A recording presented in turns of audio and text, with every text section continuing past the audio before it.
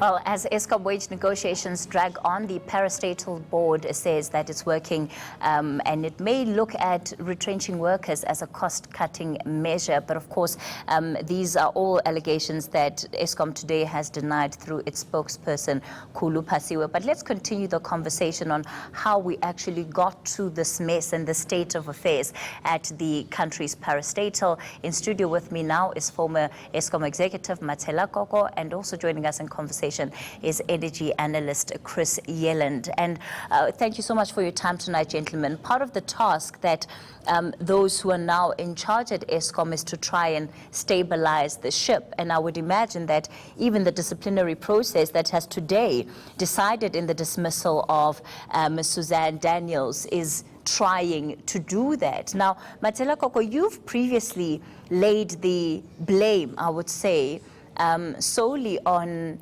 Suzanne Daniels in terms of some of the trillion deals that were entered into, and even the Tegeta deals. Now that you've heard what she had to say, what is your response to what she told me earlier? Good evening. I spoke under oath in Parliament, and I did so in the hearing where I was charged as well, where I pleaded not guilty. And I said, Suzanne is a very competent legal person. She worked for me in my office for years, and I trusted her and I still trust her. I feel backstabbed that she called me a brazen thief in Parliament. But I hold no grudges. And I've always said, God is on the side of Moses, and will always be. And down the line, people will realize that what happened in Eskom in my time, in my hearing, had nothing to do with me, but everything to do with the body politics at the time.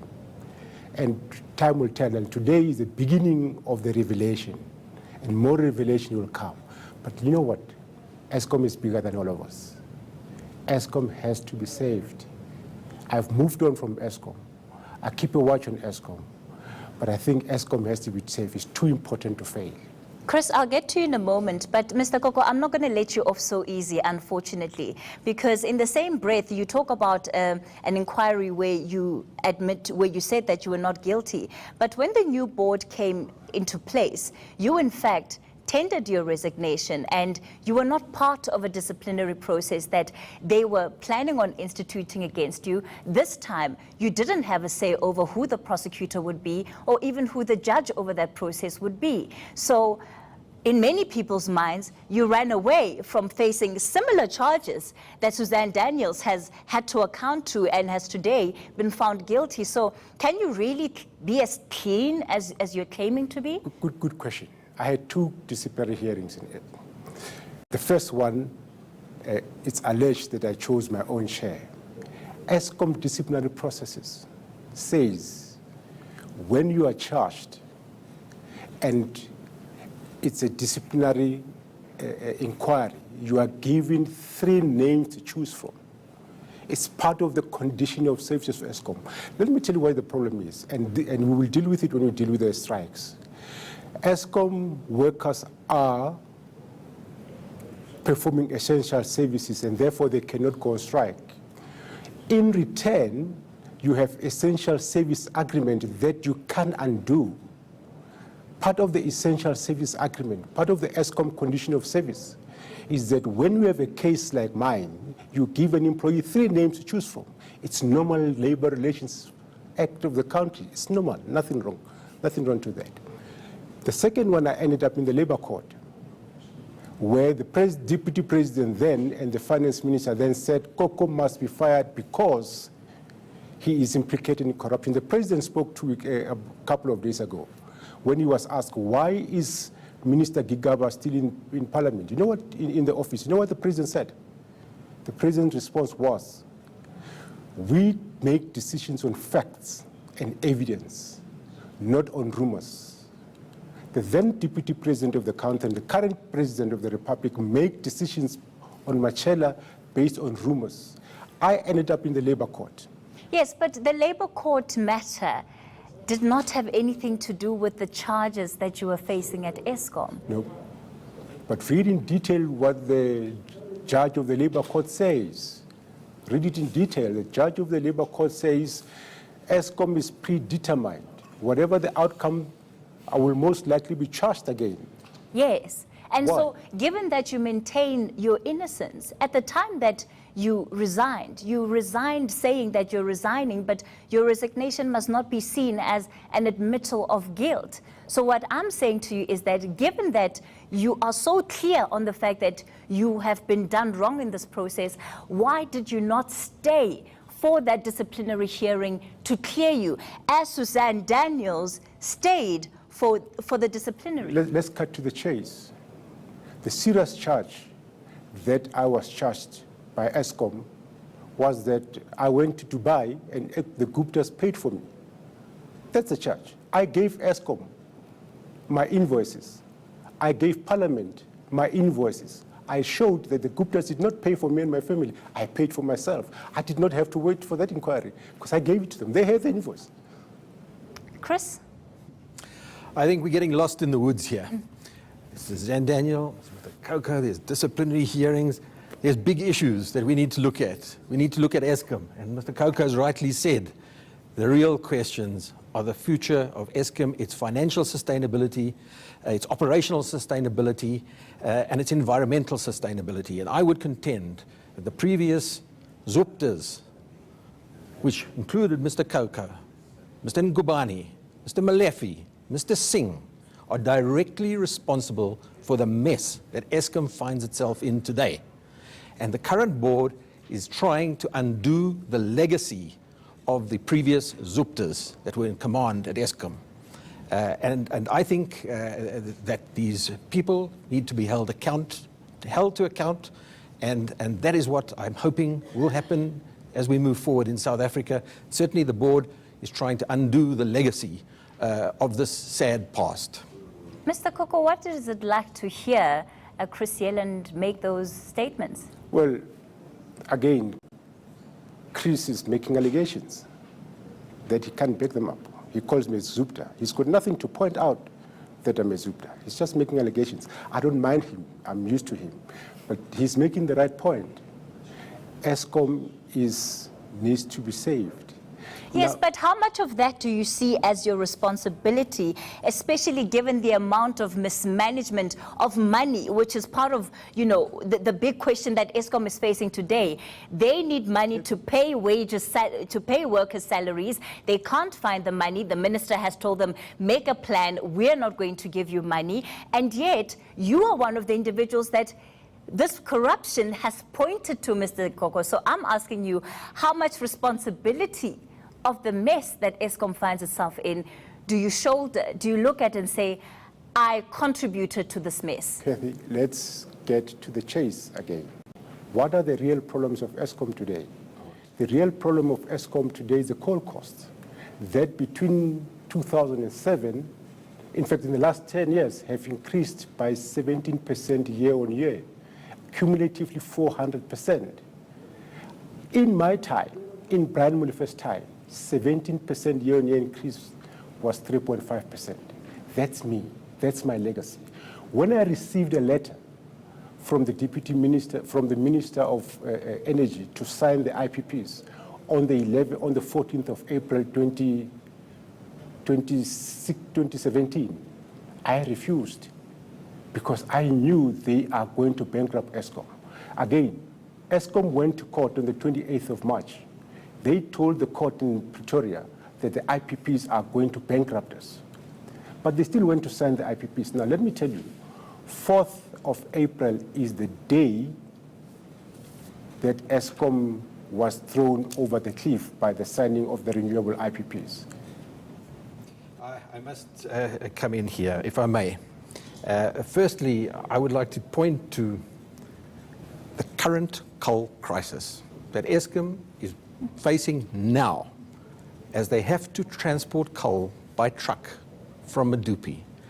This, I believe, can be laid directly at the door of the Zuptas, who entered into an absurd and fraudulent contract at Tegeta, knowing that it could never survive, and it didn't. Today, it is in liquidation or in business rescue.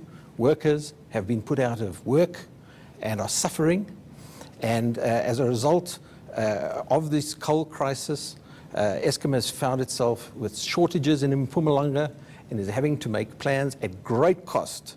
I put this directly at the door of state capture and the Zuptas, who went into this arrangement knowingly and deliberately and need to be held to account. And I really must ask Mr. Koko, are you happy to see coal being transported by truck from Medupi? Is this something that you, for me, this lies on your shoulders and Mr. Molefi's shoulders, and a conscious policy to cut funding to the tired collieries in favor of emerging coal miners. And yet today we find that these emerging coal miners are exporting their coal through Richards Bay and not supplying it to Eskom because they can get a higher price on export markets than at Eskom. And now all these emerging coal miners, there's no difference between an emerging coal miner and a tired colliery. They all want to get the highest price for their coal. All right. And they're exporting it now, and Eskom is not prepared to pay the price and is now having to truck it in because it's cheaper to truck it in, even at that high price, Chris, than what the others are asking for. I'm going to stop you there. And Mr. Koko, I'm going to ask you to hold that response to Chris. I'll give you an opportunity to respond to him in a moment. But, you know, we also take calls on this show. So on the line, we have Frank from the Western Cape. Good evening, Frank. You're speaking to Cathy. What's your question?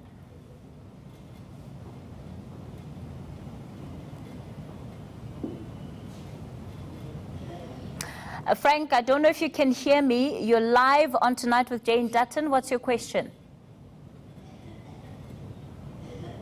All right, it seems that we've lost Frank there. We'll try and get him back on the line. But Mr. Koko, would you like to respond? Yes, let's look again. Let's look at the facts. Optimum was in distress way back in 2012 when they acquired the mine. They wanted to increase the price from 150 rands to 500 to over 500 rands. I said no. They claim, and it's ridiculous, go and read at the letter that Glencore sent to Eskom, Optimum sent to Eskom in November 2014. Glencore says, we owe Eskom on the penalties. We owe Eskom. So Glencore concedes, Optimum concede they owed Eskom on penalties. They were not created. They were in distress. All what they had to do was to pay Eskom. Now, Eskom should not be in a coal crisis. Eskom says they're not in a coal crisis. They should not. In 2012, we banned in Eskom, I banned in Eskom 120 million tons of coal. On Monday, they've got their annual results. I suspect they're going to come and say we've banned close to 109 million tons. They're banning 10 million less tons. They've got 37 days of coal stockpile. They are required by NERSA to have 20 days stockpile. They should not have a coal stockpile. They have to explain to the public why are they claiming crisis. They should not be. It's very simple. It's very simple why there was a coal shortage.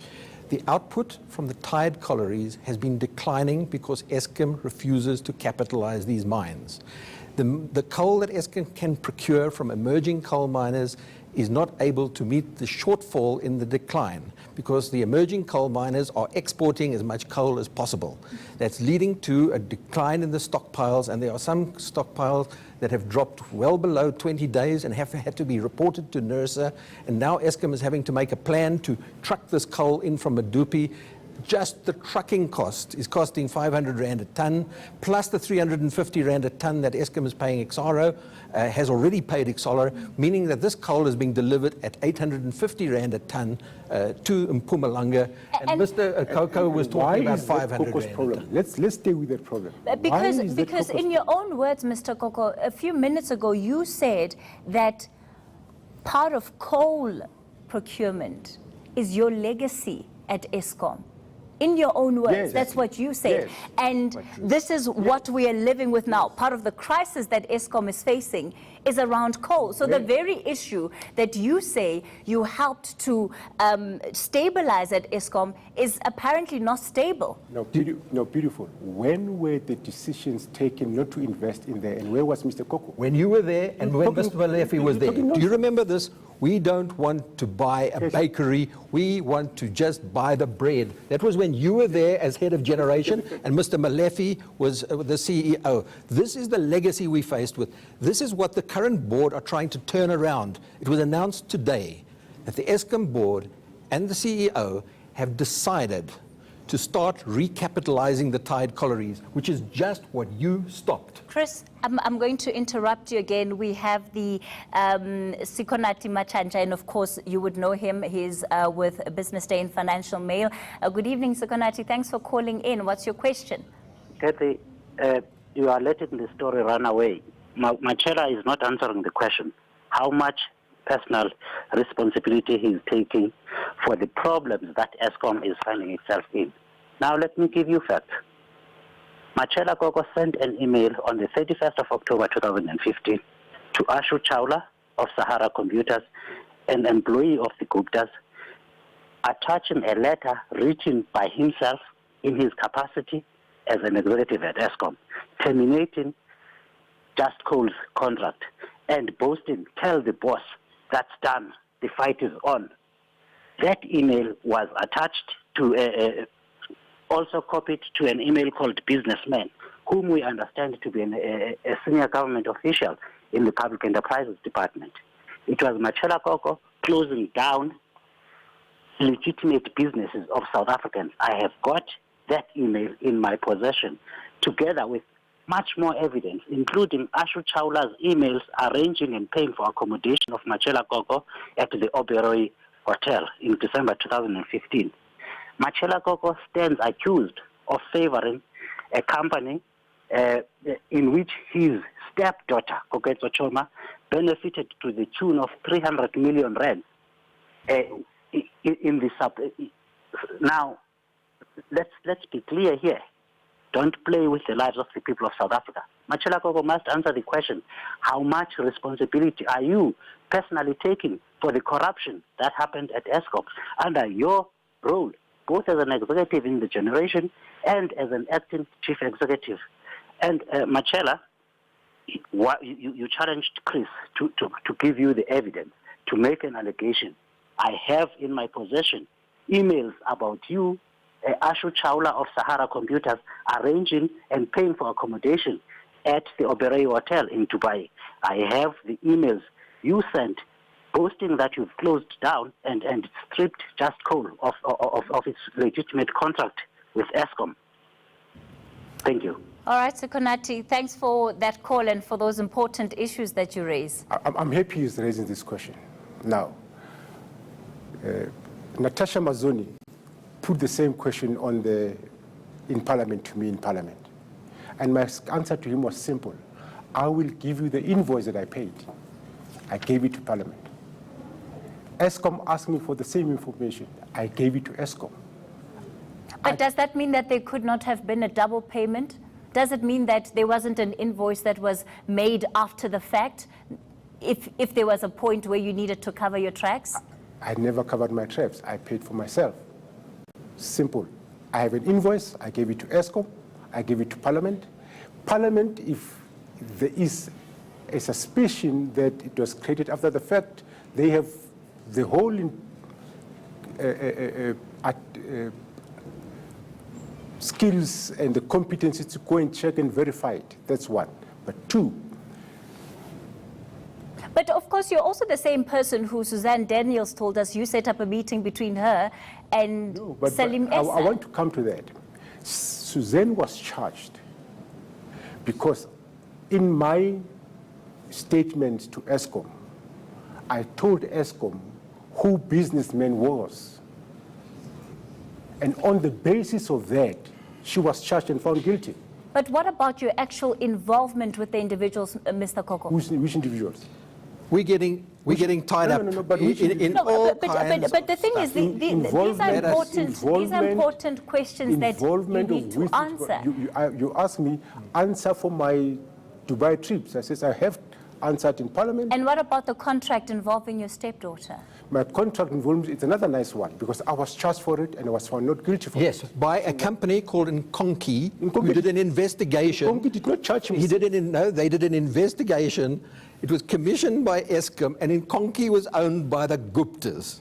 And that evidence was led in your disciplinary that resulted in your in this rigged disciplinary that resulted in its outcome. The bottom line is that the main evidence, the forensic evidence that was produced in that disciplinary was owned and produced by the Guptas. I don't work for Nkonki. Chris is wrong to say I was charged by Nkonki. No, you were not charged by Nkonki, but the evidence, the forensic evidence was produced by Nkonki and presented as evidence in your disciplinary. I work for Eskom. I was charged by Eskom. We presented our evidence. Eskom challenged our evidence. The independent chair made a ruling. Now, I've again been on record. If anybody, including the DA, including Chris, had a problem with my hearing, he must take it for review. You can't sit here. The media was there through the whole thing. But you're talking about a hearing which was going to be newly constituted under Pagamile Hadebe, the new CEO. No, but I was not charged for that. Hadebe never charged me for spending money for the company allegedly that belonged to my stepdaughter. He never did. Yes, but you resigned before they No, could but he gave me the charges, and in the charges he gave me, he never charged me for taking contracts to my stepdaughter. Why didn't you answer to the charges? The charge is simple. I paid, Dubai was paid for the Guptas. I gave them the Why did you invoice. resign instead of using that opportunity to clear your name? I have no guilty conscience. So it's simple as that. That's why. Why did you not clear your name? That's why I gave him the invoice. Here's the invoice I paid for myself. I can't take this anymore. My family can't tolerate it. I'm walking away. That's it. But do you think that the process for you to clear your name through a disciplinary hearing or even through a court process has been exhausted? No. To the extent that there is still this controversy around you? I've been to court. I won the Labour Court case. It's as simple as that. Which was about your appointment. I have nothing. Which was about your appointment and not about the charges. No, it was not about my appointment. It was about the dismissals by Eskom. Eskom dismissed me. Yes, yes. And I went to court and won the case. Yes. It's simple as that. I had nothing more to prove. I was dismissed. I went to court. The court ruled in my favor. I walked away. What do I need to do? I think we need to get back to the whole sustainability of Eskom. We'll get to that in a moment, Chris. And, you know, the issue of responsibility. So as it stands, when you look at the state of affairs of Eskom, and I think it was one of the first questions I put to you, how much of it do you take responsibility for? Or do you simply think that you had nothing to do with it? Look, I stopped load shedding. I ran Eskom to the best of my ability. I am proud of my service in Eskom. But Mr. Molefe was the one that told us that he stopped load shedding. Of course I worked for Molefe. He could not have done it alone. And he said it too. And I agree with him. He did. I worked for him. I supported him.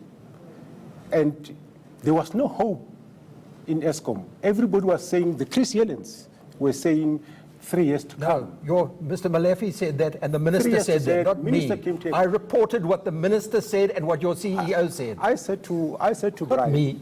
They are saying to you, South Africa is going to stay in the dark for 3 years. That's what your CEO said. That's what the minister said. And I said, that's nonsense. 2 weeks I came into Eskom, it stopped. 2 weeks, that's my legacy. I'm proud of it.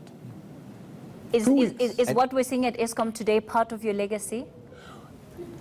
Financial, it must be. operational, environmental legacy. I did not make decisions on the 17% increases in coal. I did not, and I will not own up to them. I did not make decisions to sign the IPPs. I did not. I will not own up to them. The IPPs, the coal, The bloated executive structures are killing Eskom. I did not make those decisions. Eskom's All right. financial state has got nothing to do with IPPs. IPP costs are 100% pass-through. The state of Eskom's financial position today is a legacy of a number of issues, including Medupi and Kusile cost overruns, which has resulted in a debt of 300 billion rand. It's a result of extremely excessive overstaffing. It's a result of excessive staff overpaying. It's a result of excessive irregular expenditure. The Eskom financials are coming out on Monday. We're expecting to see a massive irregular expenditure and a qualified audit. This is a new executive that's in place, a new board that's in place. They took office somewhere around about March. The financial year ended on the 31st of March. What we are seeing in these financials is a legacy of Mr. Koko and Mr. Molefe and Mr. Singh and Mr. Ngubane and former Minister Brown. That is what we're going to see on Monday, the legacy. If Final thoughts that's from the you, Mr. case, if Chris is saying the case, why did this current board, this current executive, go to the High Court in Pretoria North and say IPPs are going to bankrupt us? Why did they say in the annual results IPPs are going to bankrupt us? It's their own version. It's not my own version. They said it under oath in court that IPPs are going to bankrupt them. That's what they say. It has no impact on the financials or the balance sheet of Eskom. It's not really simple. It's not Mr. Koko who says that. It's Hadebe under oath in Pretoria High Court. It's not me. Unfortunately, we've run out of time for our interview tonight, and that's where we're going to have to leave it in conversation with former executive at Eskom, Matshela Koko, and of course, energy expert Chris Yelland. May I just say, not an expert, an analyst. Oh, an analyst, Thank yes, analyst Chris Yelland. Well, coming up after the break is US President Donald Trump